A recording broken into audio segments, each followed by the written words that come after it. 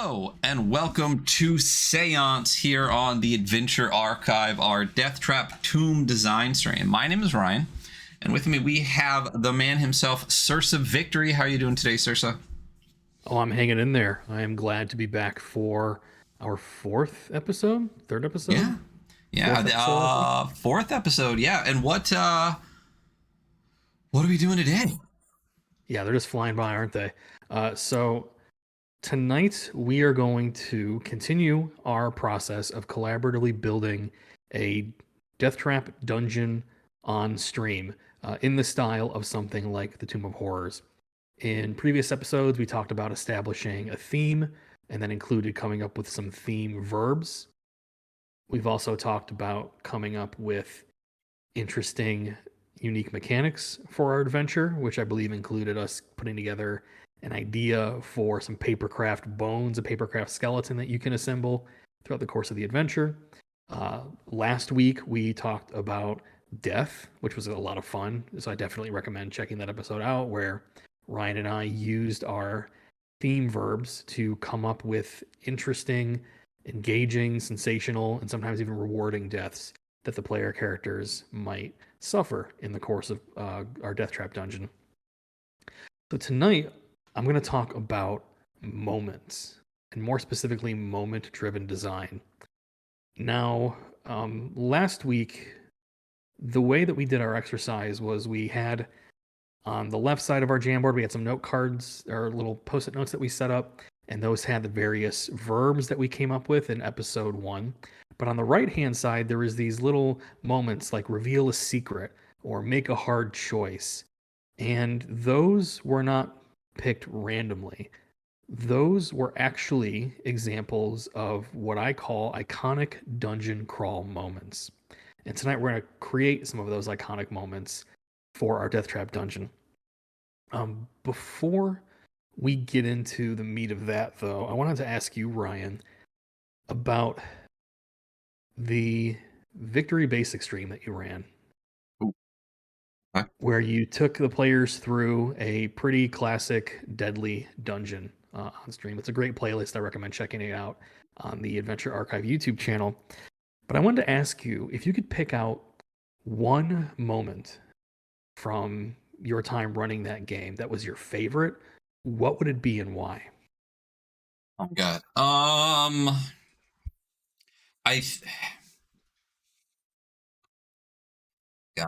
I think I have two, but for different reasons. So let me get the one out of the way because I don't think it's really applying to what you're saying. But my favorite moment was, and I've talked about it a bunch, it was when I kind of finally understood like mixed success and Victory Basic and like running that style of game was, I've talked about this a million times, the carcass crawler room where the people were just gonna like walk by and I was like, they're not doing an action, what am I supposed to do? And you were like, oh, just have like an agility check or whatever. And I was like, oh shit, like I can ask for checks even when they're not doing stuff, because then I'm encouraging an action that can then have consequences. So that to me is like, someone running the show or whatever is probably my favorite moment. And like, just because again, like I understood the game at that point, it was like a epiphany moment. But the actual moment that we were playing in the dungeon, again, it's like a mix of two. When they sold the eye gem that they took from that same room, from the chest, the devil eye ruby or whatever, because I knew at the end of the dungeon they needed that to open the last door or they would just die. Like, they sold that diamond. So at the very end, that very last room, they were like rifling through while this plunger was basically coming down to crush them. And there was this realization in their mind where they were like, oh, we just for gold got rid of this thing that we needed and we just all die. Yeah, they had a very big oh no moment. I love it. Yeah, very big, like, holy shit, we just kind of tossed it away, not realizing that it was definitely going to come back to bite us. Oops. And you said there was a second one. You said it was like a mix of two. Oh no, that was the mix of two. The first one was the carcass crawler room where like, when as a GM I was like, I get it. The second was that oh no moment in their head where like they're literally like, what are we gonna do? What are we gonna do? We're gonna die. It's coming down on us. And then went, oh shit, like we had the way to get out and it's just gone. and we sold it to level up a character that probably died.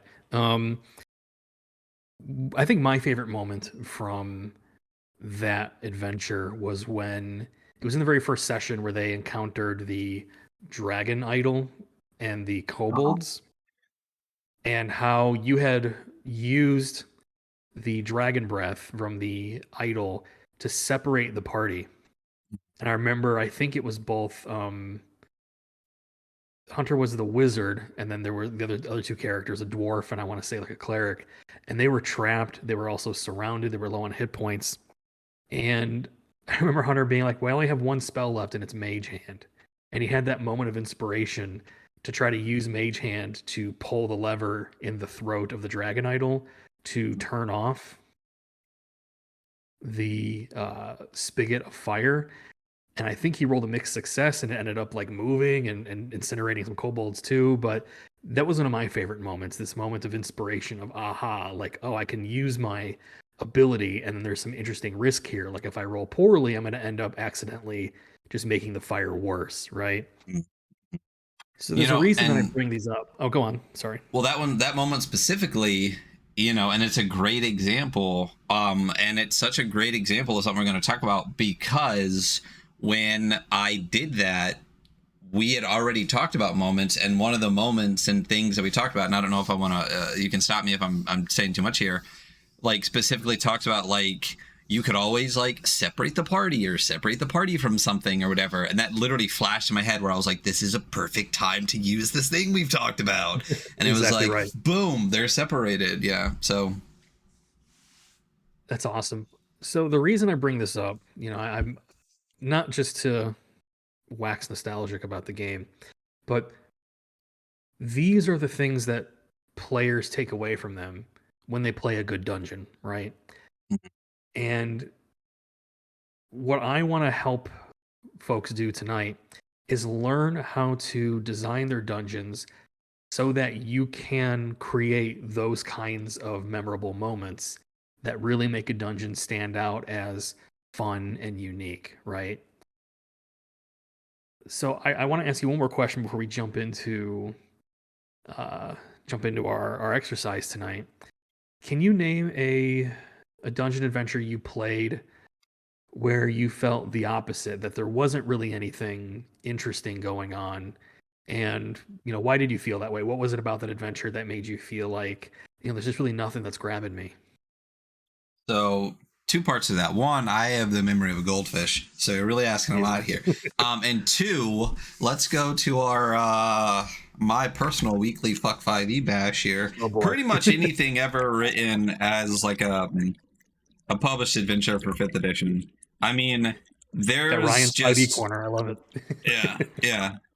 I mean, there's just so much unmemorable garbage in it because so much of it is like scripted. It feels so scripted. It's like more like, here's what you're going to try to do. Now, like, roll me, whether you do it or not, but it's already been decided. I mean, like, I can't remember, the last published thing I ever ran for 5e was Prince of the Apocalypse. And there is maybe one moment in that entire module right at the very end. And it was because I changed the mechanics of how something was going to work that I remember it at all. But other than that, like, it's a blur of just like slogging through like redundant layers of stuff, Yeah. I have a similar experience with a lot of adventures that I play, and I feel like, and this isn't meant to like, I'm not hating on anybody or naming names, but the adventures that I feel leave me feeling the most lukewarm are the ones that don't feel like they were designed with gameplay in mind, that rather they were designed to be either a bare simulation or just the most basic elements of the game. Like you move into a room, there's, a couple monsters and maybe there's a treasure item. And then it's sort of up to the players and the GM to inject any kind of fun that's going to be had. Mm. And I'm a big believer in that with some thoughtful design of the kind that we'll talk about tonight, you can actually create the conditions where these really exciting moments can occur without necessarily having to have the best GM and the best players. You know what I'm saying? Yeah, absolutely. Because that is one thing that, again, this maybe people disagree on this, but what frustrates me is that oftentimes the fact that the game is played with human beings that can improvise, then that excuses bland design, right? Right. That, Yeah, well, it doesn't absolutely. matter that it's very boring, like, because the GM could embellish shit. And it's like, well, it's good, but I don't want to spend $20 to do your job for you. So Yep. There's I'll leave it there's at an that. article I read one time, and I can't remember I don't know if I sent it to you, but it was about like fuck you game design or something like that, where basically that Yeah, was the exact point the whole time, where it was just like, just because, like, if unless you're playing with like the greatest improvers ever, like, if that's the case, you can sit in an empty white room and have a great time. But yeah, if there's a difference between well designing a dungeon and then like hand waving parts and being like, oh, leave it up to GM fiat, the players make decisions. yeah, 100%. And I think part of it too is, and this is one of the overarching themes of this series, is that a lot of GMs or dungeon authors don't really know where to begin. Like, maybe they have an idea, like, okay, I want my module. I don't think anybody sets out to, like, I'm going to write a boring, unpleasant, forgettable module. I think people genuinely want to do their best, but they don't really know how to do that. Mm-hmm. They don't have a process in place to connect them with the experience you're trying to create. So what I would like to do is jump into our jam board, if it could. Boom! Look at that right there. Awesome. So in tonight's episode, I want to talk about moment-driven design. Now, there a little caption here at the bottom where I put gameplay versus simulation, and I want to unpack what that means. So I think when I think about the dungeon design books that I have or the articles that I read, I'm painting with a pretty broad brush here. It's not going to be all of them, but in a lot of situations, it's very much focused on simulating a world. And what I mean by that is there's a lot of emphasis on, okay, what was this building? Who inhabits it? How do they eat? How do they drink? How do they relate to each other? What kinds of animals and plants exist in this space? How does weather work? And while those details, can be interesting, I think it varies by taste, but those are not unimportant details. But the creation of those details does not necessarily lead to engaging gameplay, right? Does that make sense what I'm describing? Yeah, absolutely.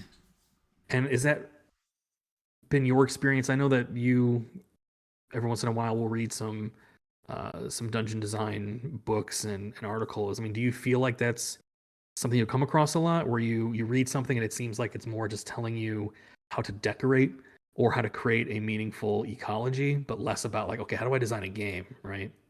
Yeah, yeah. I mean, I don't need to necessarily know where the goblets take a shit. You know what I mean?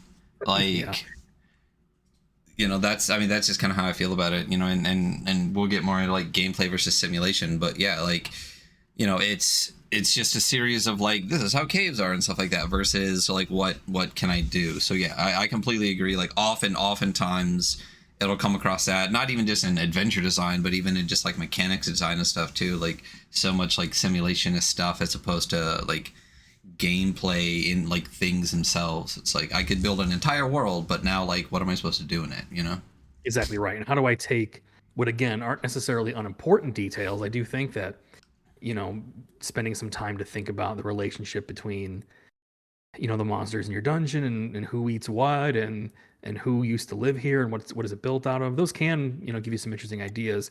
But what I want to focus on is the design of gameplay. How do we take our dungeon concept and mindfully design interactions that lead to the kinds of moments that you and I were reminiscing about at the beginning of the stream?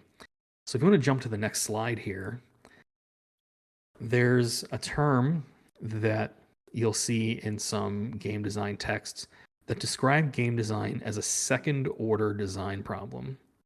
So that's basically a fancy way to say that when we sit down to create a play experience, we don't do it directly. We can't take the experience that we want players to have and directly implant it into their brain.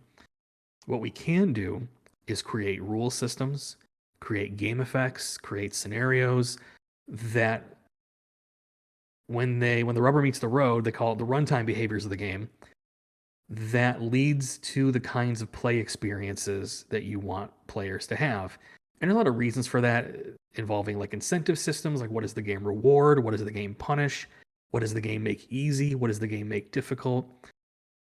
But what we're doing here, when I'm talking about we're going to be doing second order design, is that we need to think about when we're designing our dungeon to create the kinds of experiences that we want the players to have. We have to look to the special rules that we create and the game effects that we design for elements like monsters, traps, and treasure. Does that make sense? Yeah, absolutely. So, if you want to jump to the next slide here, the way that we do moment driven dungeon design is basically everything that we create for our dungeon, every major area, monster, trap, hazards, puzzles, NPCs, treasure, all that kind of stuff. We want to think about, okay, what moments, what interesting, iconic, memorable dungeon moments is this element designed to encourage, right? Because, and this is my opinion, but it's often not enough to just rely on the let's say the dungeon creation rules in your game system of choice. It'll tell you where to place the rooms, what monsters to put in there, what's an appropriate amount of gold or treasure, what kind of condition does a trap impose.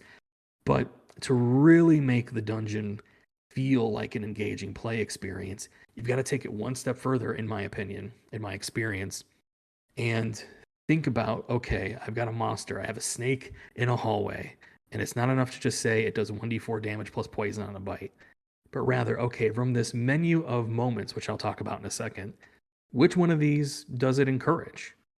And how? Am I designing a special attack, or is there some kind of environmental effect? Does it have a unique reward that can encourage a moment? But that's what we're going to be doing for the remainder of tonight's episode, is stepping through these different iconic dungeon crawl moments, and I'll be showing you how to design different elements with these moments in mind. So before we jump on, I like to go to the last slide here. I have a full course on storytellingcollective.com called Dungeon Design Essentials Moments that really gets into the weeds about this subject. So if after tonight's episode you are interested in learning more, I encourage you to jump over there and enroll in the course. It's a self-paced, activity-based course, so it's not live or anything. Once you enroll, you can get all the materials and take it at your own pace. But what I would like to do is jump over to the roll table that I sent you. Do you have that Dungeon Moments table Right PDF? there. Awesome. So what I have here is a table that I made for tonight's episode that lists the different iconic dungeon crawl moments that are described in the course. And there's a number of them. They range from hard choice to dramatic roll to foreshadowing to the aha and the oh no moments we talked about earlier, much needed heal up, revealed secret. Many of these should be familiar to those who watched last week's episode, because this is the list from which I took our little sticky notes. So when we created the death, remember the rust death where the rust wraith appeared from the corpse and it spoke an omen to come? That is us using the foreshadow moment, right? We've taken something in our game, in this case a death, and said, okay, now how do we design it to encourage or create one of these iconic moments in dungeon crawling?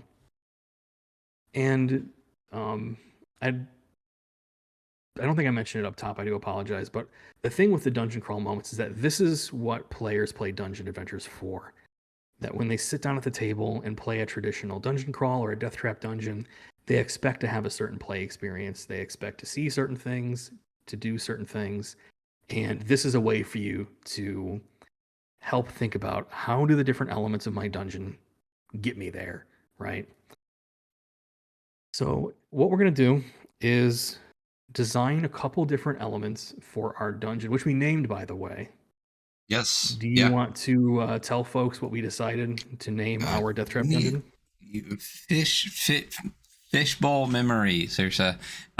We called our dungeon, because I'm gonna get it right because we use many words in it. This is it's Charnel Vault of the Corroded Goddess, is what we called it. Very excited. Yeah. Very happy for that one. It's pretty sick. So we're gonna create a couple different elements. If you want to pull that table up, and then grab a D4 and a D6. Mm-hmm. All right, I got a D4. I got a D6. Great. So the first thing that I want to create for our dungeon is a monster, right? And we can either use one of the monsters that we came up with so far in our notes, or we can invent something new here tonight if inspiration strikes us. But what we're going to do is roll on this table to determine randomly what iconic dungeon crawling moment from this list we're going to use. And we're going to come up with a monster that encourages or creates that moment. So go ahead for me and roll a 1d4 and a 1d6, and we will find out what our first moment is.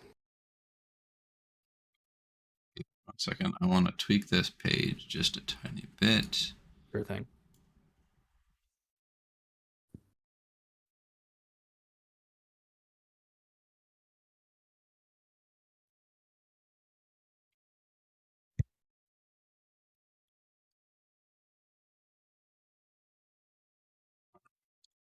Perfect. Okay, so I need a D4 and a D6. Let me do this. 1D4, 1D6. I got on my D4, I got a 3. On my D6, I got a 5.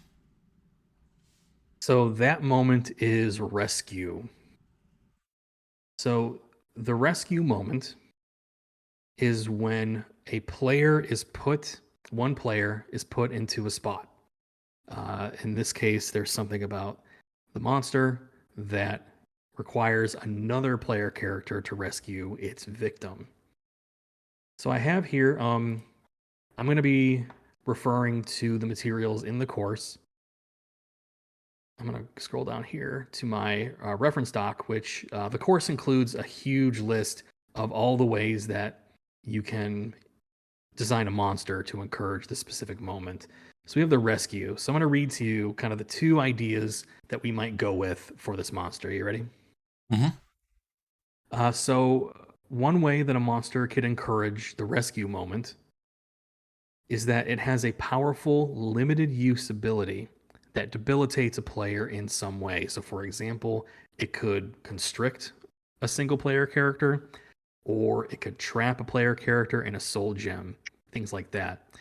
And then another player must rescue their ally from the monster's effect.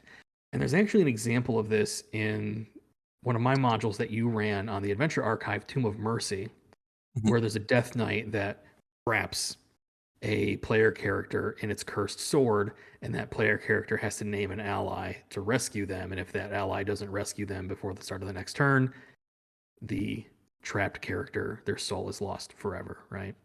Mm-hmm. So another way that we could design a monster to embody the rescue moment is that the defeated monster drops an item or a body part that can be used later in the adventure by a player character to rescue one of their allies from danger, right? Mm-hmm. So we have two different options here that we can go with, but essentially what we want to do is come up with an idea for a monster that is going to encourage by design this specific iconic dungeon crawling moment of, oh shit, the fighter's in trouble and someone's got to rescue her, right? Right. So did either of those jump out at you? Well, so I really love the second one, but I feel like we have a lot of like one of the cores of what we're doing is literally taking body parts back into the dungeon to like put them back. So I don't know, it could either be like a good thing to have more body part action to like have more part of the theme, or it might be too much body part action. What are your thoughts on either on that? I'm with you, and I think the first one might be an easier one to design, where the monster has some powerful limited use ability that debilitates a single player in some way, Mm-hmm. and then some other player must be named to rescue that ally, right? Right. And I mean, the first thing that comes to mind is our sarcophagolem. Sarcophagolem, that's what I was thinking. I was like, you Yeah, could just trap it inside the sarcophagus. exactly right. So I'm gonna pull up our seance notes. Let me get Yeah, us let a new page me. here. Boom, already had it right here. There we go. Episode 4 moments. So we have monster plus rescue. So we have our sarcophagolem that entombs one of the player characters. So the thing with the rescue is that oftentimes there's only one ally that's in a position to help. So that could be because of the abilities that the player character has. So, for example, this is like an obvious, an obvious idea. We don't have to do it, but the sarcophagus entombs one of the player characters. Only the fighter is strong enough to pry open the cover stone and free her companion. You know what I'm saying? Like, because Mm-hmm. the idea is you want to put essentially one other player on the spot. Like, hey, your friend is in trouble and you're the only one that can help her. Right. Right. And that Right. creates a lot of drama. But we can go a different way with it. But Well, I how guess are my you question feeling about is, that? so when we do this, are we going to have pre-gens for this so there will be a specific type of each character? Yeah, that's usually a good idea with these kinds Okay. of adventures, just because it's a one shot and it helps to get people going. But you could widen it out a little bit. Like you might say, okay, maybe it's not only the fighter, but it requires like a hard strength roll, right? And so naturally, certain characters are going to be better suited to help than others, right? So while we're not explicitly saying, hey, only the fighters can do this, you're saying, hey, it's going to require like I apologize for using the 5e parlance, but it's like, it's a hard DC strength check Hey, to listen, bust it's your all friend in out. Creative Commons now, right? They Oh, appeased yeah. us all with our quote unquote win. So, Love it. um, But you know what I'm saying? And um, again, this is just a simple idea. I mean, we could come up with yeah, something more specific, I but the idea is really, basically the golem has entombed somebody. The player character is trapped, and now there's only a certain kind of friend can help, right? right. I love that. I think it's a great idea, and I think it's a great idea to use the fighter and or yeah, like a strength check, to do, because it's what makes sense. It's literally a fucking sarcophagus. It's a golem made of a sarcophagus, right? Yeah. So like it makes sense that the person that should open it, they could make it like a like specific strength. So and this is the thing that's in like. I hope I don't tangent too hard here and tell me to shut up because I have not had my Adderall and I've had plenty of Red Bull. But like, I Yeah. really like gamifying games because a lot of people, especially when we were talking about simulationist stuff before, it's just like, well, why can't the wizard do this? It's like, because that's not what the game says. Shut up. Like, Right. so because technically, like the wizard could, like hit it with a fireball and try to explode the thing off, and it's like, it I guess it could, but that's not the moment we're putting in front of them. That's not the like task slash puzzle that we put in front of them to do. And I like these moments where you could be like, not necessarily moments like these, in my opinion, help get rid of that sometimes like paralysis of choice that can happen when you can literally do anything you want. You give them a direction, a focus, and have them make a decision, which can, as we were talking about, lead to these moments. So I love the idea of this being a specifically strength-based thing. Even if we wanted to go as far as like having it be magic resistant or something when a character's inside, something like that. I think that could, even if we wanted to even address that, but I love that idea. I think it's a perfect idea. I think rescue moment with a sarcophagolem with a character inside. It reminds me of almost like a gelatinous cube kind of, to a little bit the same kind of like base like puzzle part of like something got stuck inside another creature, you have to get it out kind of thing. I mean, dark mantles and like everything else too, but I love it. I think we'd go with that. I think it's perfect. And to go back to something you said earlier, about the wizard using a fireball to get the player out, while you're right that kind of the idea with the rescue is to shine the spotlight on a particular player character or group of player characters, this can be especially helpful if you're running like a home campaign and specifically what the characters are. You can use it as an opportunity to give a player, their character a spotlight for a moment. But at the same time, and this is especially true for like, OSR type games, if the players come up with an interesting solution, then yeah, by all means, try to roll with it. But I think in that case, and this gets us ahead a little bit to like next week's episode, you present an interesting risk or choice. So like if I was GMing that, for example, I would say, okay, yeah, you can hurl a fireball to try to blow open the sarcophagolem, but if you roll poor, you're also going to incinerate your friend. Yep, fuck yeah. Yeah. Right. So that's kind of a tangent. We're going to talk more about those sorts of things like choice design in a future episode, but I don't want anybody to think that we're trying to like quote railroad. Oh no. But yeah, I mean, really, these moments are, they're a way to do some intentional design. Because what we've just done here with our first example of monster plus rescue is we could have just put a golem in, right, and then left it at that. Mm-hmm. But here's a stat block, boom, exactly right. Make play. Exactly right. And given a sufficiently skilled game master or really good players, then maybe some interesting things can happen. But my opinion is one of the responsibilities that we have as dungeon designers is to give people who spend money on our products the biggest leg up possible. To say, you know what, like we're not just going to give you some randomly placed stuff, but like we're going to do just a little bit more design here. Not a whole lot. You see, this wasn't super complicated. Just a little bit more design, some thinking where we're intentionally designing the elements of our dungeon to encourage these kinds of moments. And again, like I can already see in my imagination the agony on the characters' faces deliberating, like, oh shit, well, do we use the fireball, or does the fighter go up and take a risk to throw open the sarcophagus? And it's creating interest, right? So here's a quick, again, tell me to shut up. This is an interesting, I think, like fork in the path that we're talking about here when we go with intentional design that can encourage what we're talking about versus leaving it wide open. And I feel like, in my opinion, one of the failures of 5e,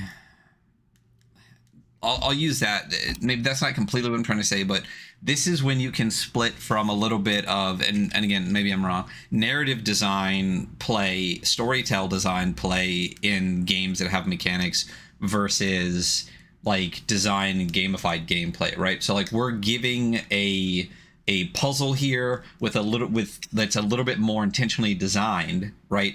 Versus just giving a stat block and saying do whatever you want.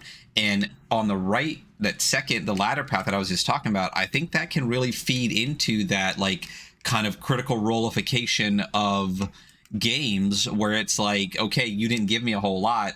Like it can really feed into putting so much impetus on the GM that you start getting these like, theatrical performances almost to fill this space, especially if a GM knows their players might not be able to fill it as much, and it becomes more of this like storytelling narrative as opposed to like game, like game, you know, where like you're using the mechanics and overcoming puzzles and overcoming traps and stuff. I think either is like a feasible option. I think it's just, to me, I see this kind of fork in the road where a little bit of intentional design encourages these moments and things to overcome, and a little bit less intentional design can encourage just like more narrative storyteller gameplay, because you leave the space kind of so open that you kind of need to fill it with something. What are your, is that a terrible take, or what do you think? I think the way that I would think about it, I'm with you most of the way. I'd want to maybe distinguish between improvisational play Mm-hmm. and sort of story driven games. And what I mean by that is, I think you're right that I think a lot of the times it's you get a very bare bones framework. And there are people who prefer that, where it's like, hey, just give me like one sentence per room and I can spin that yarn into gold, right? And come up with something Right. interesting. But I think when it comes to designing a more narrative tabletop role playing game experience, this process still applies, but your moments will be different, right? Mm-hmm. So, in the case of like if we go back to that moments roll table, you know, these have been um, put together specifically for like the traditional kind of deadly dungeon crawl. Mm-hmm. But if you're designing a game that's more about collaborative storytelling and characterization, character development, I would suggest that you still follow a process like this, but your moments are different. So instead of like, okay, we're not really talking about like glorious deaths and rescues and things like that, although I guess you could, but it's okay, what are the moments that I want to create at the table that are fun for players who like storytelling games? You know, and it'll probably look very similar to the kinds of moments that you would see in like plot formulas. Like, okay, what are the story beats Mm-hmm. that I Right. want to hit? Because really what we're talking about tonight, like, yeah, we're talking about it in the context of traditional dungeon crawling, but the bigger idea here that I hope people take away is that really when it comes to designing games or designing materials for tabletop role playing games, is that you need to think about what is the play experience that I'm trying to create? What are the moments that create that make up that play experience? Because in my opinion, that's what a play experience is. It's just a series of moments, right? Right. And how do I intentionally design the elements of my adventure, whether it's a death trap dungeon or a more storytelling thing? How do I design the elements so that I'm intentionally, mindfully saying, hey, I'm going to give this monster this ability or have this thing happen at this point in the adventure because it's going to help get me to whatever moment that I want to create, right? Absolutely. Yeah.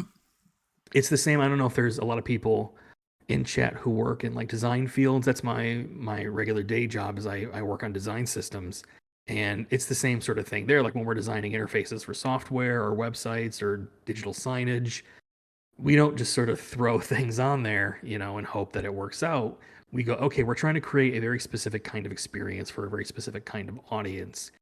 So, how do we mindfully and intentionally build these interfaces and build these sites to help people have the experience that they need to have? Does that make sense? Yeah, absolutely. Yeah, yeah. So basically, like, it comes down to, if there's a quote unquote fork in the road, like I was saying, the process can still apply. It'll just apply in a different way. Right. Yeah. Your Yeah. quote moments table will look differently. And again, I want to, go back to something that I said earlier, which is maybe it's a false choice, but between simulation and gameplay. And I'm using those terms very loosely, so I apologize if people are like, no, um, because really what I'm trying to get at is it can be fun and in some cases can be useful to just focus on what I personally see. Maybe others' experience is different, but what I personally see is a lot of dungeon building advice, which is what is the place made of, and Mhm. who Right. built it, and what are the plants and animals, and where do the goblins eat.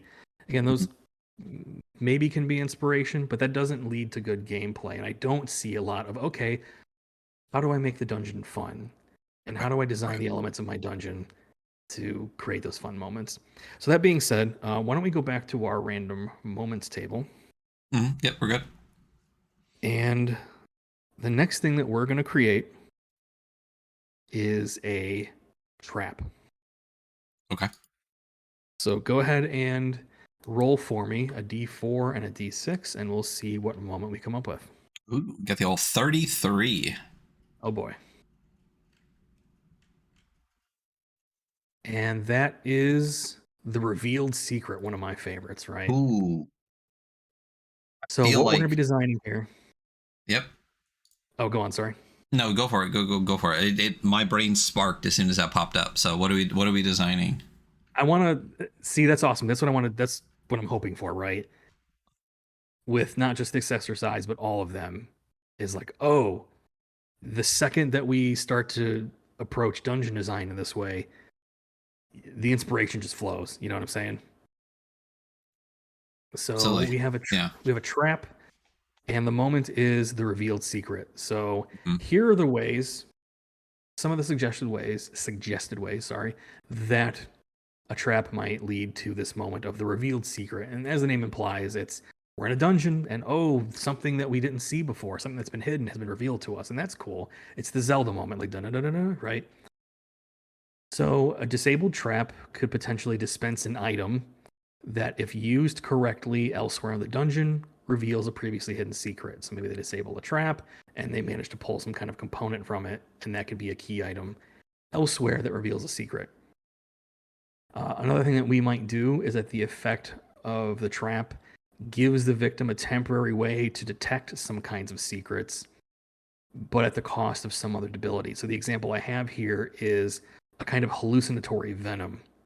So you get injected with this venom. Maybe it's like a dart trap or a spear trap in a serpent dungeon, and you start to hallucinate and have frightening visions, or you're poisoned, but you're also able to, like, okay, now you can see the ghosts of the serpents, and maybe you see the ghost like walking through the wall, and oh, that's a secret door there, right? Does that make sense?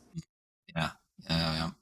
And then the last one, this is kind of the easiest one, is that a trap's mist effect reveals a hidden secret. So the classic example is the players dodge a rolling boulder trap, it smashes through the wall, and it just so happens there's a treasure vault on the other side of that wall, right? Yeah. So looking back at our notes for some traps that we created, I don't know, what are you feeling?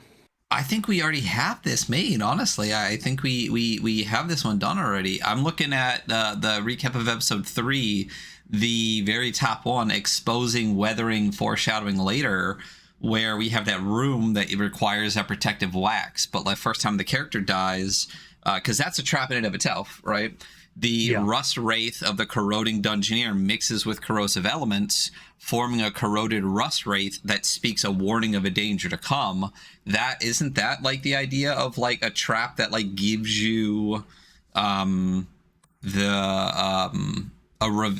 reveal a secret? Could the wraith like reveal this thing as a result of the character dying in that trap? Is that the kind of of thing we're going for? Or am I off base? Yeah, I think it's pretty close. I mean, the idea with the revealed secret is that the secret is something that the players want. So it's like a secret shortcut or a secret treasure vault. You know, well, how about this? How about this one we wrote that said decay/rot plus reveal a secret? Mm-hmm. Yeah, rot away to reveal something beneath, something inside the character they don't know is there. That's one I was talking about, where like maybe they were marked on the inside, and when there's flesh rots away, they see a mark on the inside. But we could completely switch that to more of this, like the NPC states that she can consume, swallow, breathe the rotten remains of. We talked about this one already, so that's a little bit different. Where like potentially the NPC can like eat a dead character and give the character something. I think that one evolved into something else a little bit. But I like this like decay, rot, reveal a secret thing. So we could have a trap where something like rots away, and as it rots away it reveals some type of secret, since this is something we've already like put together from a previous one. Yeah. So how does this sit with you? This is an idea that jumps out at me immediately, was that a player character killed in some way by the trap, their body rots away, revealing bones, and upon further inspection there is a map scratched onto their bones. And by rearranging their skeleton, they can form a map to a secret location. Interesting. I dig it. You know what? I wonder if we could tie that into the papercraft as like a second secret papercraft part, because we Oh already yeah. talked about the bones being put back from the high priest potentially, right? What if there's like a second page of bones or whatever, and the like they like if when a character first dies and like gets their bones get rotted away or whatever, it could be a reveal like, oh, here's kind of like another Oh, batch that's of cool. skeleton bones, but it's your player's bones, and when they rearrange it, it forms either a map or like there could even just be words on it that like if you Ooh, put the yeah. words in a correct order, it will give you directions or something. That's awesome. Oh, I love it. I'm thinking of like I don't typically love riddles, but I'm thinking of the little taunts in Tomb of Horrors where you read the words on the mosaic path and it's like, follow the doorway 2 steps left, that kind of stuff, right? Mhm. So that'd Yep. be kind of neat to have a clue that leads the way to a secret. That's awesome. Mhm. But it's a reveal because some player fell into a trap That's right. that rotted all the flesh off their body and left their bones. And that kind of ties back into this like um something inside the character they don't know is there, like a mark on bones that reveals something. Like we are literally already wrote this down from a previous part of this exercise we've done in a previous episode. This is what's been so fun about the process that you're laying out across these multiple episodes, is that so much of the early setup just comes back over and over again, and it either inspires or reinforces what you've already done to further like kind of expound on these different aspects that we've been doing. So like we're like, oh, we rolled reveal a secret. Oh, guess what? We already did reveal a secret. Let's just expand on this one a little bit. Like it's just so well done how each episode is just tying into the next one. It's really fun to be a part of. Oh, 100%. Yeah, and that's what I think, is the most fun about doing this series is seeing the dungeon sort of unfold because we like neither Ryan nor myself have worked ahead on this. Like we're essentially discovering this dungeon as we create it, and that's what's fun is that especially when we do these like roll tables, this really sort of lo-fi procedural generation. I mean, this is how I do a lot of my stuff is I just come up with these random combos and it inspires me to come up with things and there's this, it's almost like playing a solo roguelike, like I'm exploring the dungeon as I'm creating it. So next up, I don't know if we have a whole lot of folks in chat, but I wonder if we want to Oh yeah, give we got some peeps. people a Yeah. chance to maybe roll this Um. one. Yeah. Do we want one person to roll both?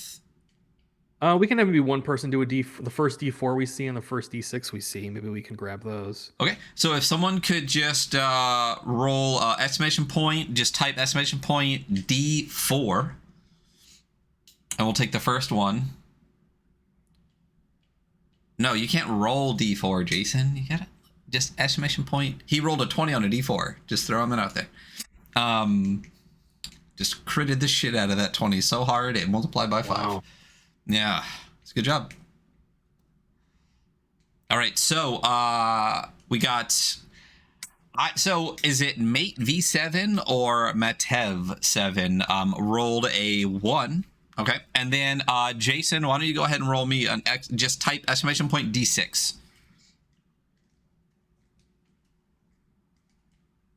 Matev, okay. Oh, 1-1. We hit the solid 11 here. So So that's one on going the to be D4, one on the D6. Here we go. it's going to be a hard choice, the classic. So this is one of the most common uh iconic dungeon crawling moments, and we'll actually have a whole episode about hard choices coming up here really soon. And as the name implies, the players are presented with some kind of difficult trade-off.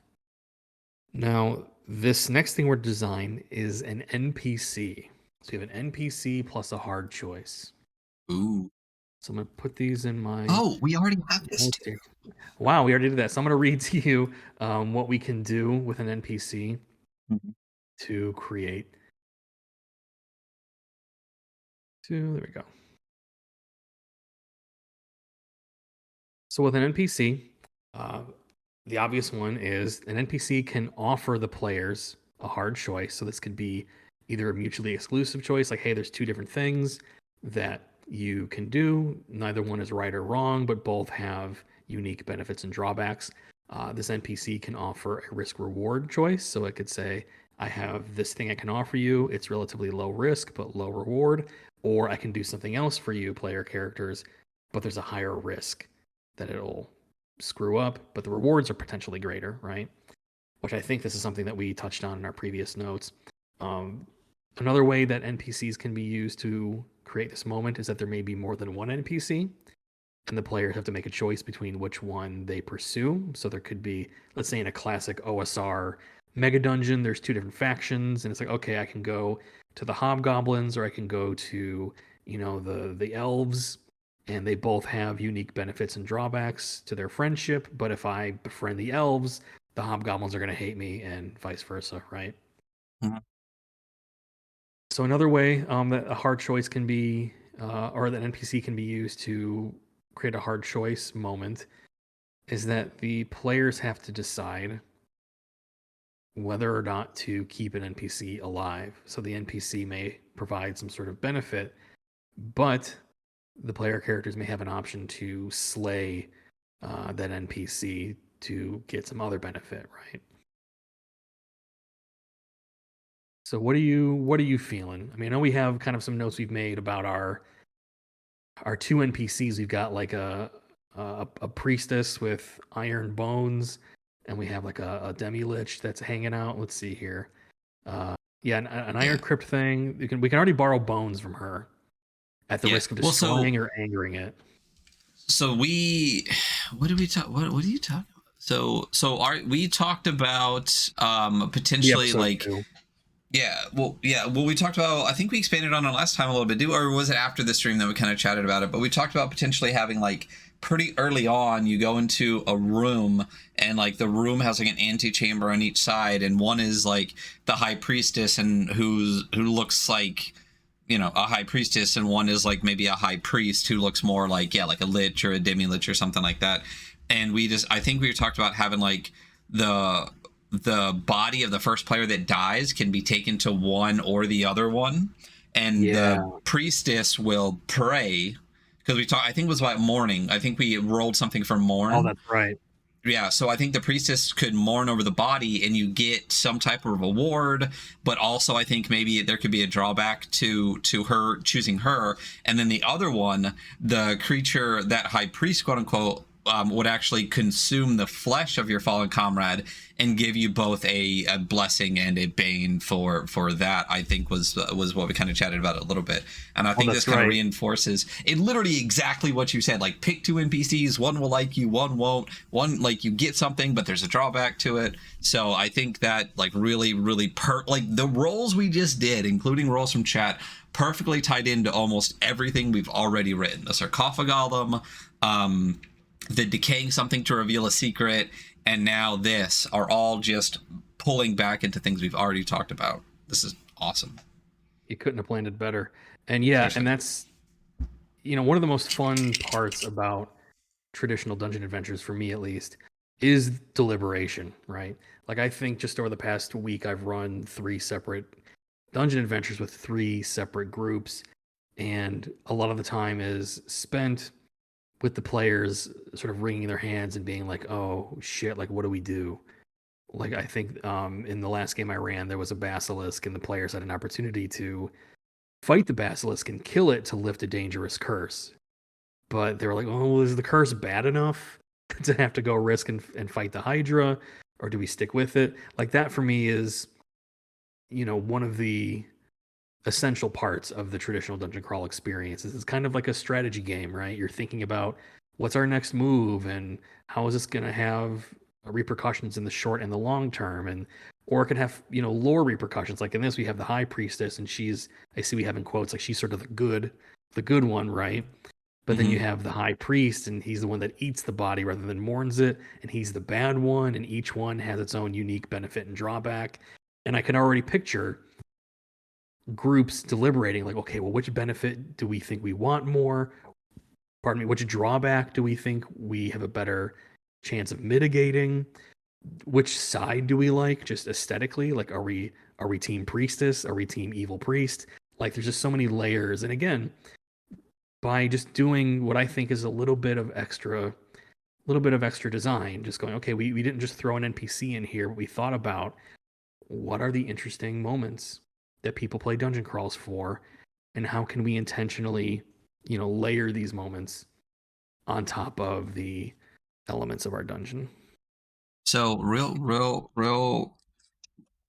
This is awesome. Also, real Yes. quick, inspiration struck as you were talking, right? Hell yeah. So we decided this is called the Charnel Vault of the Charred Goddess, right? Of the Okay. corroded goddess, I believe. Corroded Goddess, I'm sorry, yeah. So, and we're putting the bones back, and we've decided that the priestess looks like the good guy. Yeah. And we've decided that the priest looks like the bad guy. I say looks like because what if we flip the script a little bit and all of the kind of like like priest, like she look like her skin looks great, she looks alive, like she's mourning your fallen comrade, all that kind of stuff. The other dude's eating them.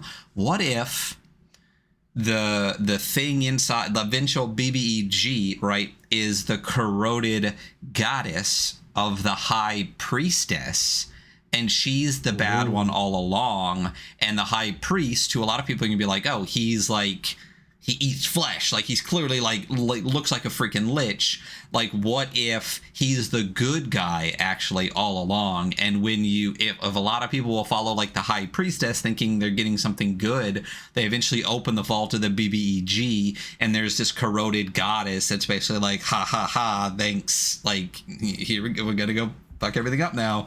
And it was actually the burnt out flesh like lich thing that was the good guy all along.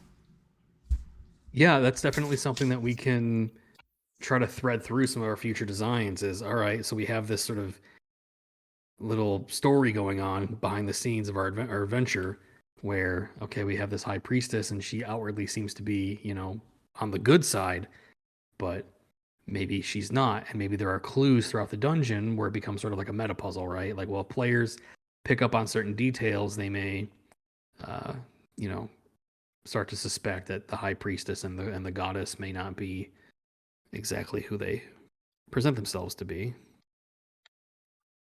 So why don't we're going to do two more of these All right. little design exercises. So the next one is going to be a puzzle. Okay. So go Let's ahead and have do the you want me to do chat this, or you roll want to again. chat? Yeah. Let's have chat roll one more, and then I'll roll the last one. So whoever rolls just exclamation point D4, just type exclamation point D4. We'll take that number. First one. Jason got a 4 on the 4, and then if someone else could hit us with the D6,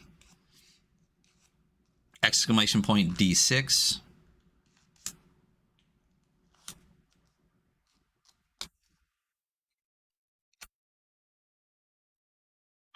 Jacob got a 6 on the 6. So we went from 1-1 on a D4 D6 to a 4-6 on the D4 D6.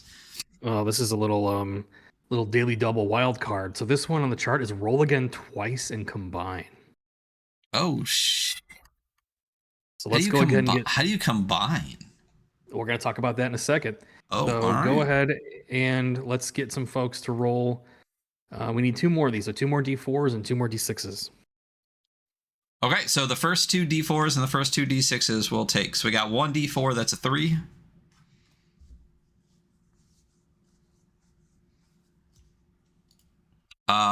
Three and 1 for the D4s. Now throw a couple D6s in there for us. And then we got 3 and 1 for the 4s, and we got 5 and 3 for the 6s. Gotcha. So the two moments that we're going to combine are, let's re-roll that 5 because we did rescue already. Okay, Jason, re-roll a 5.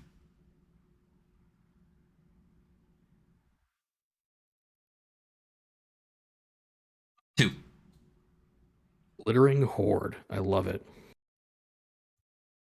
I'm sorry, what did you... No, So we have a hard choice, and we'll go ahead and we'll use that one again because as you can see on the chart, they're there multiple times for a reason because they're sort of the most common.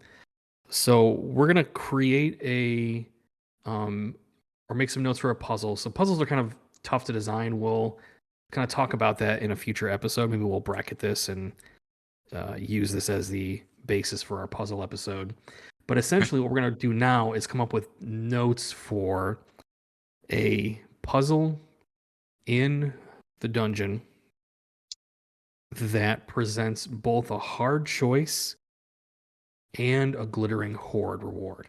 So a glittering horde, as the name implies, is that the players, after overcoming some major obstacle like a monster, a trap, a hazard, or in this case a puzzle, they hit some kind of jackpot. You know, it's not just I found a random potion, but it's like, oh, this was one of the major treasure vaults of the dungeon, right? So one of the things that we can do, I'm going to read both hard choice and glittering horde for puzzle, and then you kind of let me know what's going to jump out at you. So for the hard choice for puzzles, the players can choose one reward from 2 or more different options after solving the puzzle. We might have a key item that can potentially solve multiple puzzles in the dungeon, but the players can only use it to solve one of the puzzles. The players must choose, they can choose to solve an easier version of the puzzle for a lesser reward, or a harder version of the puzzle for a greater reward. Or the players can choose to bypass the puzzle altogether, but must give something up to do so. They must make a hard choice about, is solving the puzzle worth it, or can they just make a sacrifice to move on? Now, in the case of the glittering horde, this one's pretty short. Solving the puzzle rewards the players with a cache of treasure, right? Pretty obvious one. Or alternatively, a cache of treasure rewards the players with a puzzle's clue or a key item, right? So for me, I think what we might go for, since it's easier, is just a solving this puzzle rewards the players with a cache of treasure. But how do we want to work the hard choice in there? So do you want to pick the first one where the players can choose one reward from 2 or more different options? Or maybe there's an easier version of the puzzle for a lesser reward, or a harder version for a greater reward. There's a lot going on this one. But what are you feeling on the back of this? Okay, so we're going with glittering a horde. We're going they just get treasure, right? That's what you said. Yeah. As opposed to like using the treasure to give them a clue for a puzzle or whatever. We already got bones and stuff with clues and stuff. I think that's solid. So part 2 is just get money. All right. Part 1, fuck bitches. No. The 2 options we have here are, you basically said, just to recap, easy version versus hard version, right? Yes, so you can do an easier version of the puzzle for a modest reward, or you could optionally solve like the harder version of the puzzle for a greater reward. And then what was the other one again? The players have a choice between different options for rewards after solving the puzzle. So they solve it. There's maybe 2 or 3 different options for a reward, but they have to pick which one they want. Okay, so just talking out loud here, right? So whatever happens, they get money, right? So yeah, we already have this kind of like dichotomous, like, I don't know if that's a word, situation kind of like percolating in the dungeon a little bit of like go with the good guys or go with the bad guys, right? Quote unquote. Yeah. So we could reinforce that, I guess, by like choosing the 2 different options, kind of. Yeah. Right? I think that's a good idea. Or we have a ton of that kind of like, you know, dual choice thing, so we could move away from that. This is kind of where I'm at in my head. And then that would go with the easy versus hard version. I think an easy versus hard version, I feel, is harder to design, and maybe I'm wrong, because not only are you creating one puzzle, you're kind of having to like create 2 puzzles, kind of, or at least like create one and then expand on one. So I feel like that's a little bit more difficult. Yeah, that's definitely more of an advanced technique. Yeah, I kind of here, like. What's up? Oh, sorry, I'm looking here at our previous notes, and we have a puzzle here. I think Janelle helped us with this idea, was consecrate the pages of a scroll in the right way. So solving the puzzle rewards the player characters with a way to make one bone of the PC's choice immune to the rotting effect of the bones, sealing bones in the urns and protecting them with wax. So I wonder if we can key off of this. So we have the glittering reward, which is, all right, you get like the protective wax that you need, but maybe there's 2 varieties of wax that protect different bones, or there's something, you know, I'm trying to brainstorm it here as I talk. Okay, But okay. yeah, So all right. So let's say 2 wax, because I had a little bit of an idea earlier too. I'm just writing stuff down, but now we're fucking spitballing here. So we've already talked about that room with the weathering room, right? Where like the yeah, rust wraith comes and gives you something. Okay, I still like the kind of choice options in here, right? What if the thing in the room, and they might not know this, but like that, and it's like an aura emanating from this thing in the middle of the room that's kind of causing this effect, right? yeah. We talked about maybe having the high priestess actually be and the goddess be the bad guy. What if it's like a statue of the corroding goddess? I love it. And it's literally her aura coming from a statue of her that's corroding everything, right? Hmm. And I we've love talked it. about needing wax to save yourself in that room to get through the room.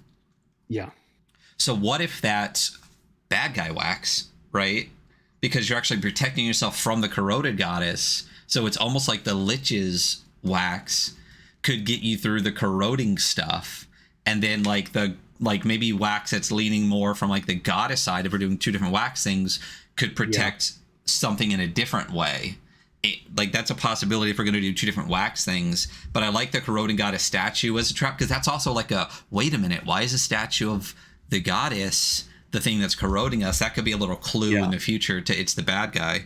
So if we're doing 2 waxes, we could also keep the same kind of like duality in the dungeon, where like 1 wax will do one thing and 1 wax will do the other, and we can kind of decide on the trap if it's the priest wax or the priestess wax for like which one's going to help you, or which one they even choose to use there.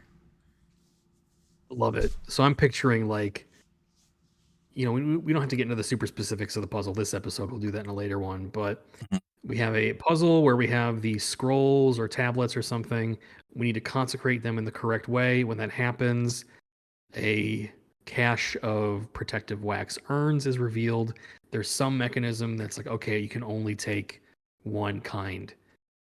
Like I'm picturing, like maybe there's 2 statuettes, one of the priestess and one of the like evil lich character, and they're both holding the their respective urn. And if you open up one of the urns, the other one like dissolves, right?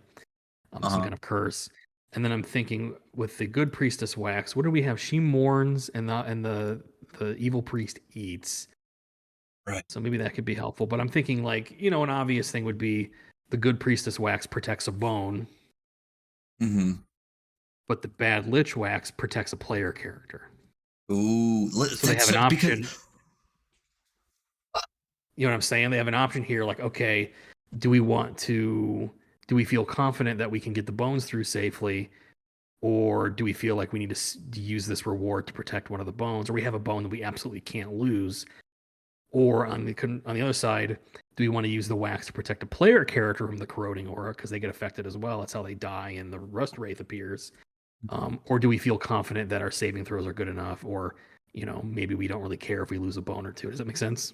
that still ties into a more, that's another clue, right? Hmm. Because so we could also tweak it where like the it's they're more high priestesses, not priests, but they don't know that yet, right? That Ooh. when they actually return the bones, they're actually raising the high priestesses of the charnel goddess, and when all 5 are raised, they can summon her, and that's how the BBE, that's how they reawaken her, right? So her Yeah, wax is protecting the bones so that you can awaken the priestesses, and depending I on love it. how many they actually awaken can depend on how powerful the goddess is, right? So if Yeah, the bones start melting away, that's a priestess they can't raise. And so, but they still seem like the good guy, except the statue itself is the corroding goddess, right? But then yeah, the bad guy is giving you wax that actually protects you, which it further enforces that the bad guy is actually the good guy and the good guy is actually the bad guy without making it obvious, because the wax you get from the lich is actually protecting you. Oh, it's so 100%. good. It's See, so good. it all comes together. And again, all we've done is just taken, a general idea for a puzzle, and we could have just said, okay, you solve the puzzle and you get, some loot, and we'll roll on the loot table. But what we've done here is, and this is how we've combined the different moments. Like that's one of the ways to create even more novel interactions, is not just use one moment, but occasionally blending two together. In this case, okay, we have the glittering hoard, like they find this rare protective wax they've been seeking by solving the puzzle, but there's a hard choice that complicate things, and you can already probably imagine the kinds of conversations that the party will have. And again, conversations that may not have happened, and I'd go as far to say likely would not have happened if we didn't do this little bit of extra design for the game master, right? Like again, there are some game masters, they just want a one pager, and we wish them the best, God bless them. But in this case, like I'm thinking of it from the perspective of somebody who wants to like publish in a marketplace and sell and provide value for people, where I want them to be able to spend money on the module and feel like they got their money's worth, because it's giving them ideas that they may not have otherwise come up with, right? Right. Or they want to just feel like that they got some meat, because that's often how I feel sometimes when I buy modules. Is like, okay, I could have just come up with this on my own. Right. Like you said, there's a lot of times where I'll get a module and like I feel like I can use the environment more than I can use the adventure. Like, cool, I got a cool dungeon layout, but the stuff that's in the dungeon is just like a perfect example. I don't want to bash on them too much, but when we did the tomb in the Southlands in the Evil campaign, where like, why is there a gravity trap? That makes no goddamn sense. But I loved the layout of the dungeon, and there was some cool thematic stuff to it, and I used bits and pieces, but the moments that they had designed into it just didn't feel fun, and we tweaked to do something a little bit different. Like you said, we get a lot more of the ecology than we get like the design of like cool things inside of it or what to do in it. And let me ask you this. Do you feel like you have had the experience where you've read through a module, and when you get to certain parts of it, you just feel so excited to run the module because you can't wait to see what happens when the players get there? Yeah. I mean, I think, I mean, I have had that experience where I'm like, this part sounds fucking awesome. A lot of times when I get modules, though, I feel like I never run the module all the way through, because I also hit moments where I'm like, I'm getting rid of this. Like, if there's 8 chapters, I'm gonna run chapter 1, chapter 3, chapter 4, chapter 7, and I'm ditching these other ones. You know what I mean? Because these sound super fucking cool, and then these ones, obviously, I can see where it's gonna go, and I'm just gonna get rid of that. So it's a little bit of like both moments where I'm like, there's times where I hit something and I'm like, X already gone. I'll fill in my own part here, and then I get to the next chapter and be like, yes, that's exactly how I want to run that. Like, that seems super cool. This one was done really cool. Yeah, I have the same experience. And the reason I bring that up is because in my opinion and in my experience, those parts of the module where you read through them and you're like, oh, I can't wait to see what the players do when they get there. In a lot of cases, it's because those parts of the module embody one of the moments that we're talking about tonight. Yep.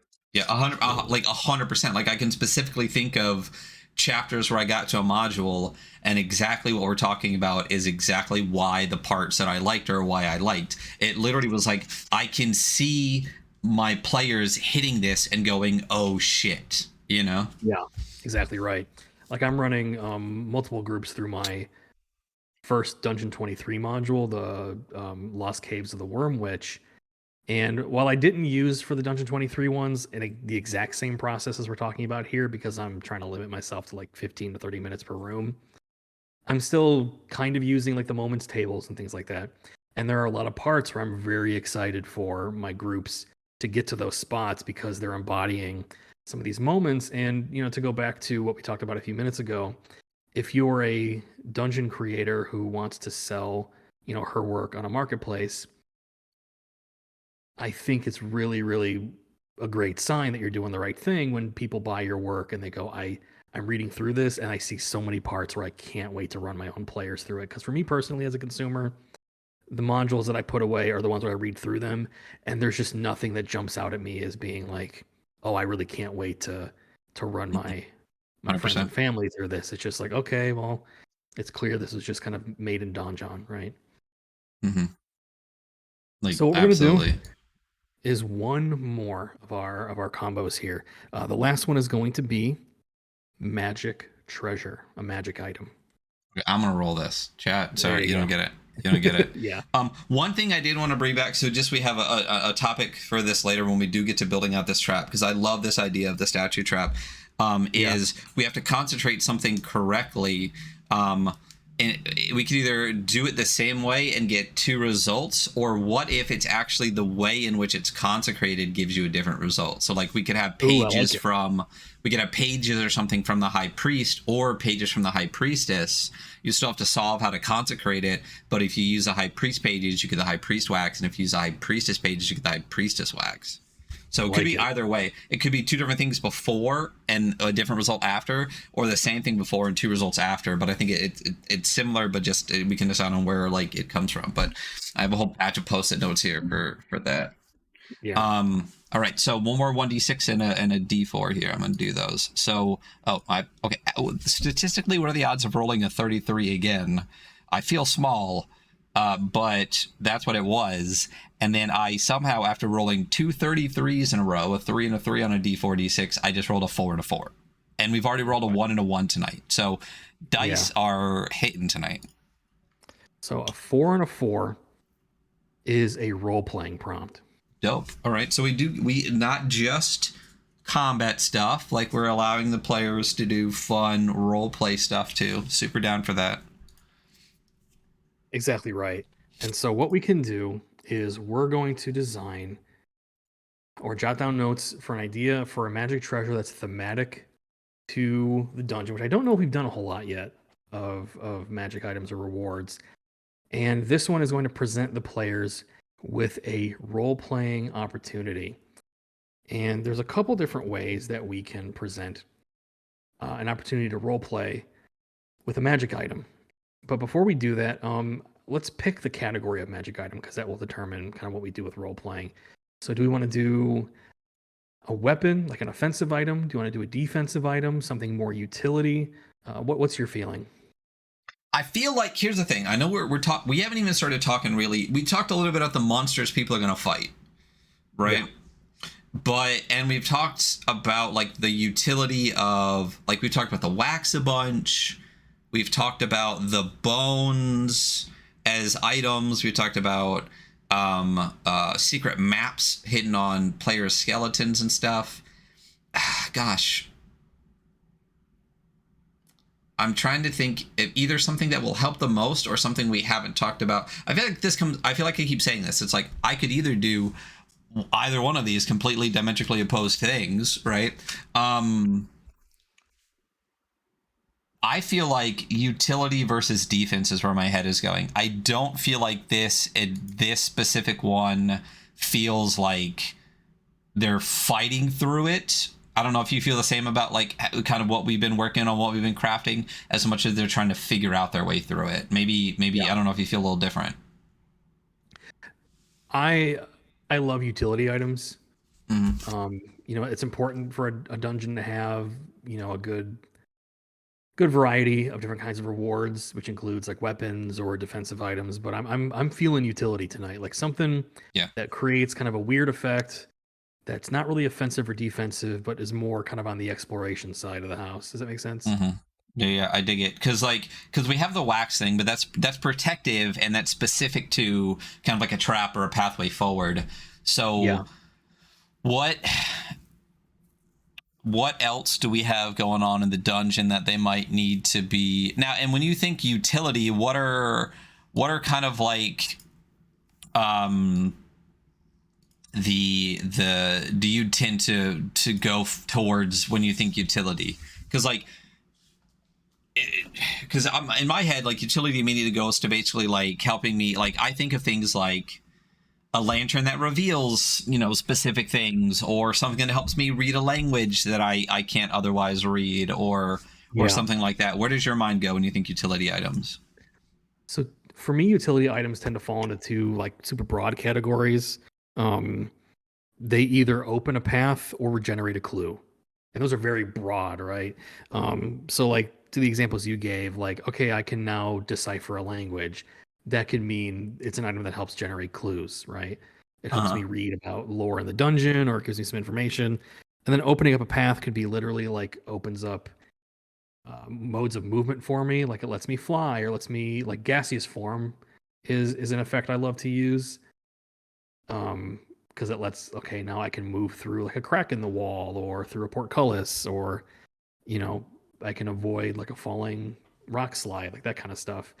Um, but yeah, either opening up a path, providing modes of movement, or allowing the players to learn new information.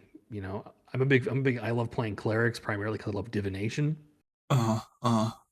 And I love presenting players with the opportunity to ask a question, right? Like, okay, Right. once per dungeon, there's this thing you can pray at, and it lets you ask one yes or no question. Because those are often very, very fun deliberations. Like, They okay, are what do fun. we, yeah.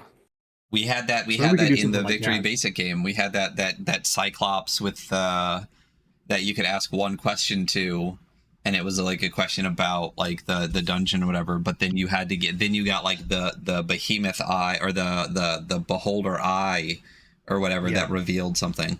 So So here, one thing that jumped into my head right away yeah, was, if we're gonna have like a very lore based thing where we're like kind of revealing slowly through the dungeon that she's the bad guy, what if there's a bunch of like rust all over a bunch of the walls, right? yeah, It's just rust on the walls, right? But what if there's an item that can see beneath the rust to what it used to be, and maybe they're like mosaics etched on iron or something, that actually has like the more of like the revealing the truth of like this priest versus priestess charnel goddess story as they go through. That would be yeah, purely pretty much role play, but that's kind of what jumped into my head. But I feel like I'm in a very lore mode right now. So yeah.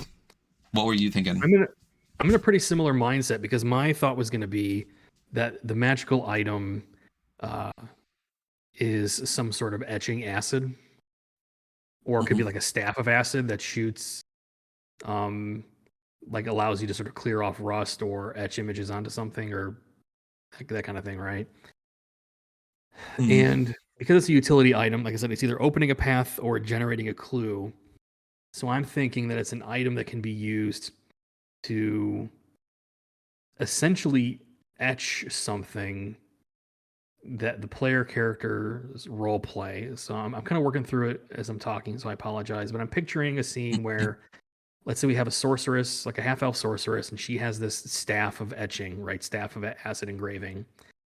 And she uses it to, says, I want to etch something to essentially do divination, right?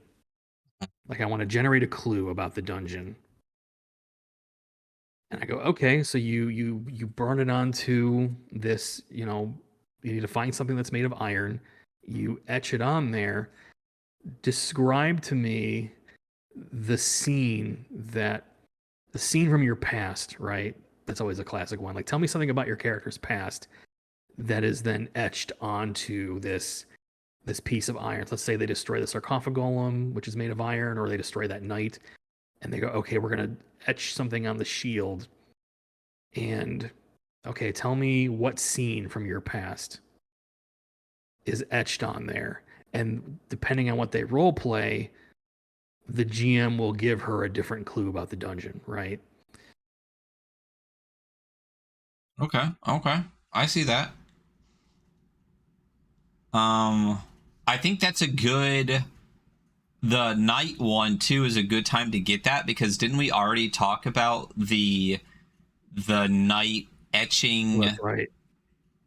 onto like dead players or something, and it gives them a boon? Yeah, So like it could like something about the night when it like, because I think we talked about it being like a skeleton or like an iron bone skeleton or something. When it falls apart, they could find the item that was doing the etching.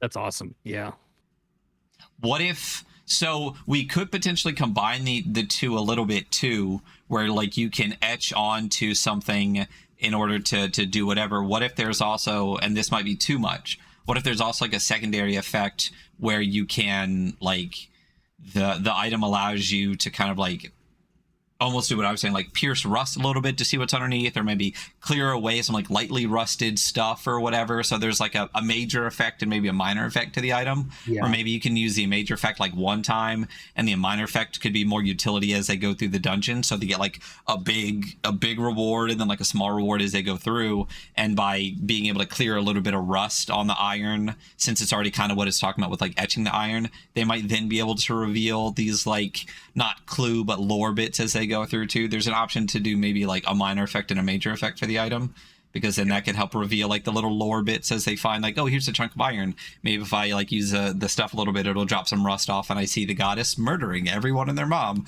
like in Yeah. the room right before the BBG. I love the idea though. I think that's a great way to tie whatever item. And what if the skeleton has like a gem in their mouth or a gem in their eye or something, and like that is what's spewing like the acid that's like etching onto the dead characters or whatever. I um like it. and then when it dies they can like pluck that out of it somehow, or it has like it maybe it's carrying like a sword but also like I don't want to give it a wand or something. I feel like that one wants to feel more combat-y. It could either be something it's holding, or I feel like part of the skeleton itself, like something embedded in its chest or something embedded in its head or something. What do you think about that? Yeah, like an Yeah, I emerald, like like a big bright emerald that spits acid. like a heart. Like you break open its breastplate and there's the heart inside. I like it. Yeah, Yeah. And yeah. one of the techniques I like to use, this is more of an advanced technique, but with role playing prompts, you can definitely just have it, okay, the player role plays and that's sort of the end of it.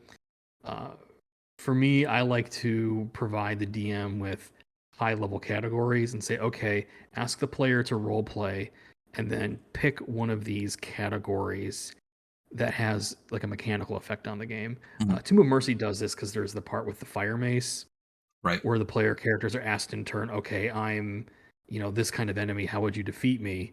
But there's a table where it's like depending on which strategy their role playing like best fits into, like do they use subterfuge or do they use brute force or this kind of thing that has some kind of mechanical effect. I always love pairing player role playing with some sort of mechanical effect that's based on their role play, right? Hmm. Hmm. You actually, we did this already too. Like you, when you wrote a dungeon for my setting, and then we used it in the Evo campaign. The what was her name at the end? Oh yeah, shit. Yeah, the goddess of embalming. Yeah, I can't remember what her Yeah, specific name was, but she had an effect where if she hit with it, the character, I can't even remember, is it like they saw like a moment of their death, or they saw like, oh, they had to reveal a secret about the path that they were ashamed of or something like that. yeah, And I think it was Jess who failed that role and had to like reveal in her past that like the reason she got her book is because she's the one that murdered her sister for it. So she had to like right. reveal to the party this like awful thing that happened, at the moment of her death or something. Was this like from that kind of prompt, like of like like what we're talking about now? Like, was this a role playing moment that was put in based on like using that mechanic? Oh, absolutely. Yeah, one hundo, so And good. then that became, and there's actually an example that I'm including in my February Dungeon 23 module.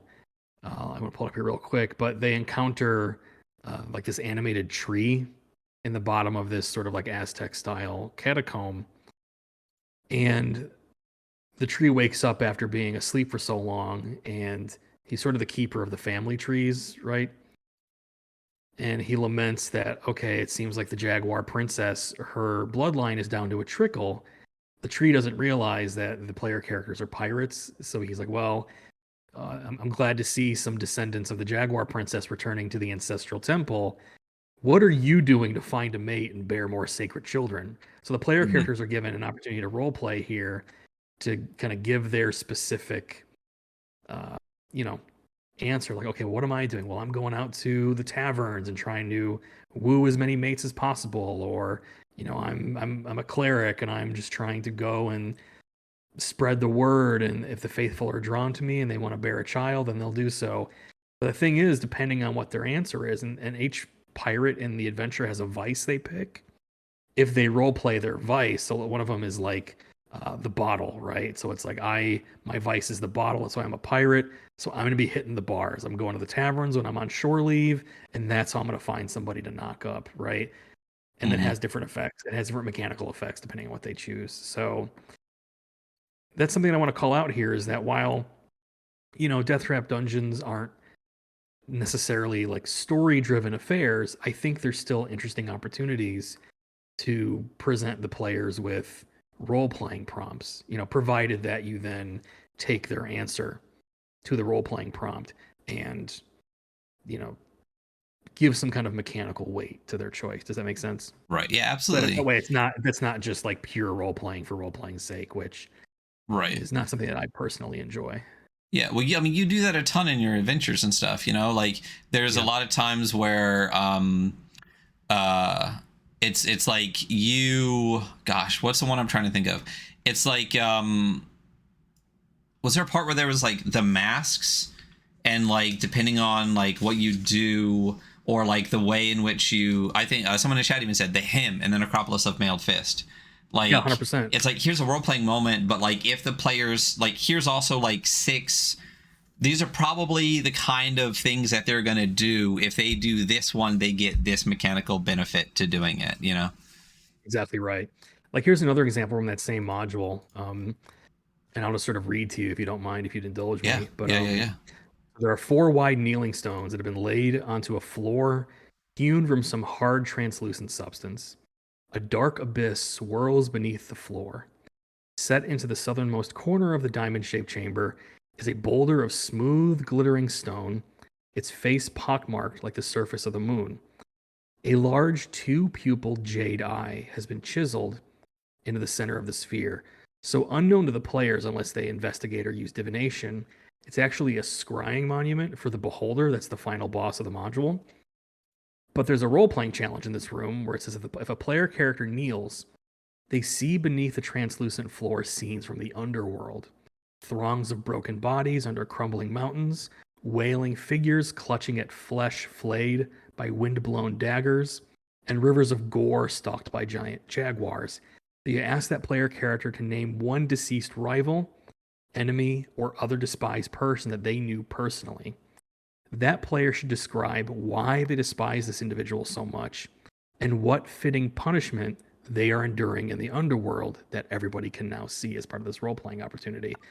So good. Unknown to the player characters, unless they investigate the room or use magic, the beholder, the Star Eater, uses their visions to bolster his undead jaguar maiden thralls.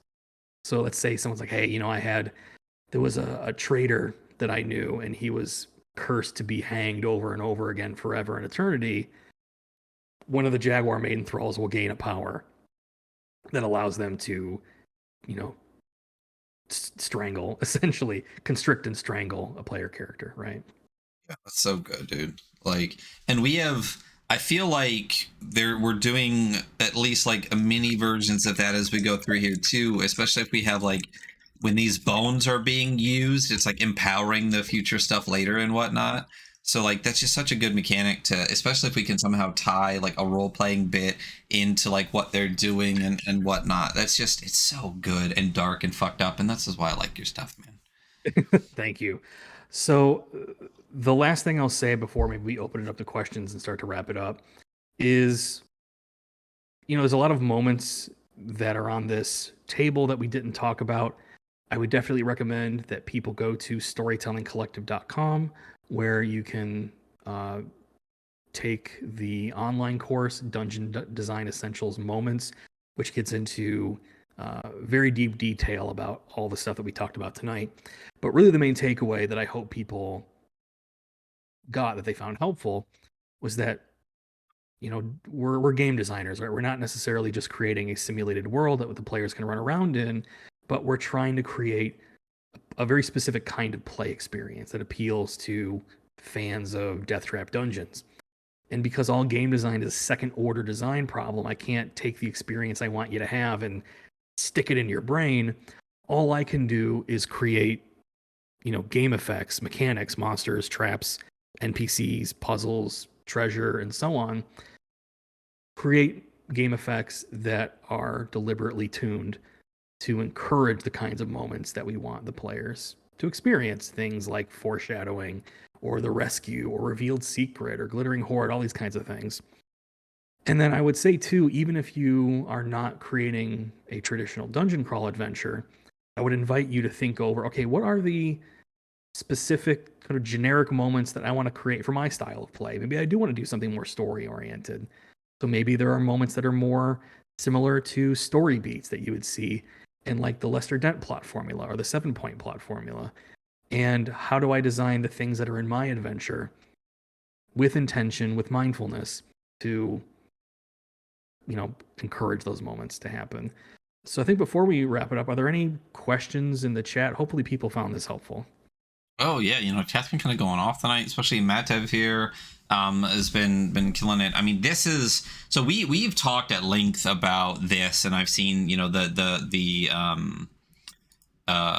moments course obviously on Storytelling Collective, and of all the things we've talked about, like this to me is like one of my favorite bits. Like we're building out these other things, but being able to use the pieces that you put together to create those like just like oh shit moments, the parts that people will remember is so much fun. There's definitely an argument to be made by people that players can create those moments, and they absolutely can. They 100% can.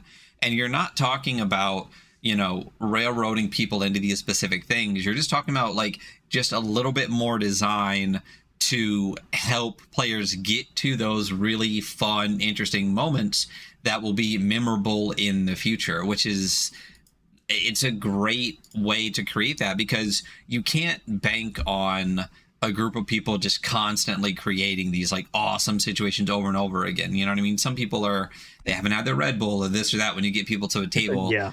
Like there needs to be more intentional design sometimes to get people from A to B, not making them go there, but putting them in situations where they can create those moments themselves is what I feel like this is.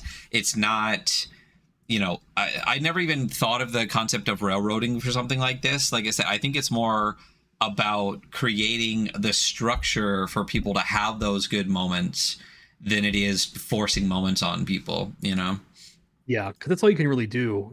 That's sort of the underlying theory behind second order design, is that you can't guarantee anything. All you can do is try to do your best to create game effects and rules and systems and hope that the desired play experience emerges from them. And that's the way that I see this, that it's just trying to give game masters a leg up, as much of a leg up as possible.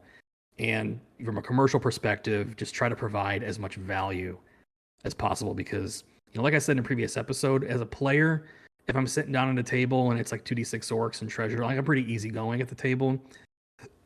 So I'm not the kind of person that'll be like, well, this sucks, and just grimace the whole time. But as a consumer and as a designer, I just don't really think the world needs another dungeon with a generic pit trap and 2d6 skeletons. You know what I mean? Yeah. Like, I think you should try where you can to provide your customers, game masters who might run your module, with a little bit more meat and something to inspire them, because an inspired GM who buys your book is going to tell others to buy your modules, and you make more money that way. So yeah, absolutely. I mean, and that's the thing, is it really comes down to your intent with what you're trying to produce. Right. Because I also think there's a lot of stuff out there where it is like 2d6 dungeons and a pit trap or whatever. But also it could be someone's like first adventure, and it's just like, let me get something down on paper and get it out there and stuff like that. But I think using the things that your your dungeon design essentials courses are a great way for even like not just beginner people, but for more advanced people that have done a lot of stuff, to think about the way that they're designing in a more structured way, I think is really helpful. Because I know a lot of people that like have these ideas, but to actually be able to get it in like a series and actually be able to like have specific like almost mechanics to tie them all together makes it so much easier than just having to like okay, here's another room, let's start from scratch. You know what I mean? You don't have to, because if you use the things that you're putting out through this stream that we're doing in Seance, a lot of, you can tell from this episode, almost everything we did wasn't necessarily new. It was, oh shit, we've kind of already touched on that already, let's go back to what we already did. So it's not like we're having to pull stuff out of our ass every single time we do something different. It's all cycling back on itself and looping back and allowing you to use the small pieces you did before and just build on it the whole way through, instead of starting fresh every single time. And it's like, it's so much fun, and it's so like, we're only 4 episodes into what will probably be 12 episodes, and I have so much in my head right now. You know, it's been awesome. Yeah. You know, there's a quote that I really love from, I hope I get the name right, Ian Schreiber. There's multiple Ians that I have quotes from in my head, but Ian Schreiber, and he says that game designers don't make great games. They typically make very terrible games and then iterate on those games until they become great. And that's what we're kind of doing here. Like, we're not starting with like a perfect, amazing dungeon module. What we're doing is we're getting these ideas down, these very kind of nebulous, big picture ideas. And then through the course of these episodes, we're iterating on the design, we're refining it, we're fine tuning, we're dialing in until ultimately, you know, hopefully at the end of this process, we have a really fun dungeon module for people, if that makes any sense. Absolutely. I mean, yeah, I mean, that's the whole point of what we're doing. Yeah. And, you know, to maybe wrap up with something that I kind of say every episode, I think this, helps people who in the past designed dungeons by kind of just sitting down and freestyling it. And you sit down, you look at the blank paper or the blank graph, and you're just like, where do I start? Maybe I have like a vague idea for a cool monster or trap. But unfortunately, at least in my experience, it's very difficult to sustain that, especially if you want to write dungeons professionally, right? Like, you need to have, just as you do in any other design discipline, principles and patterns and processes. Like, that's literally my day job, is creating design patterns for people, so they can just go and build their thing and not have to do what you said, which is start from scratch and reinvent the wheel every time. Yeah. So yeah, any thoughts from the chat? Any questions they want to ask while we're still here? You know, chat, you know, basically here at the end, we're talking about just how fucking awesome this is that we're doing, and I completely agree, not to toot our own horns, but that just the explanation of the prompts and like the ways in which that, again, they are harking back to what we've already done, and also allowing us to work forward in the future is just so good. Especially, like, you just see this table, it's just a D4 and a D6, and like there's, you know, at most like 3 or 4 words next to each one, and yet we have not only come up with cool moments specifically to that, but have even expanded on the dungeon itself as these moments present themselves, so there's more like lead up to these moments.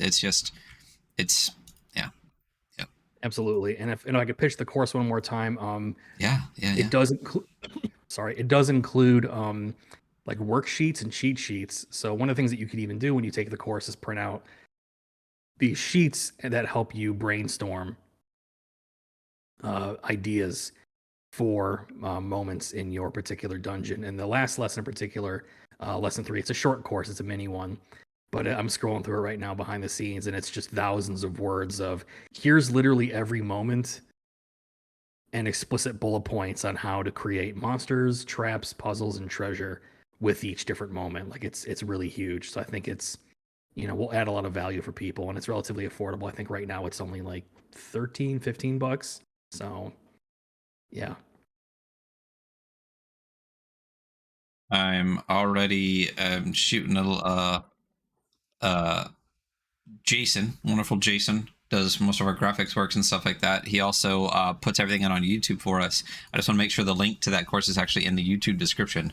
So if you're watching this on YouTube right now, you want to look in the description and you're going to find a link to that course on Storytelling Collective.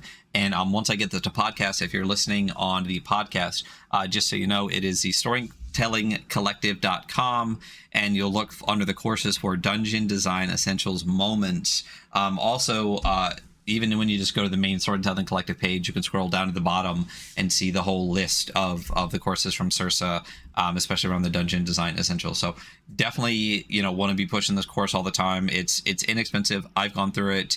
It's, as you said, you just work through it. It's not, once you have it, you own it. And there's tons of ways to work through worksheets and stuff like that to really get these moments down. It was a really, really great experience to have.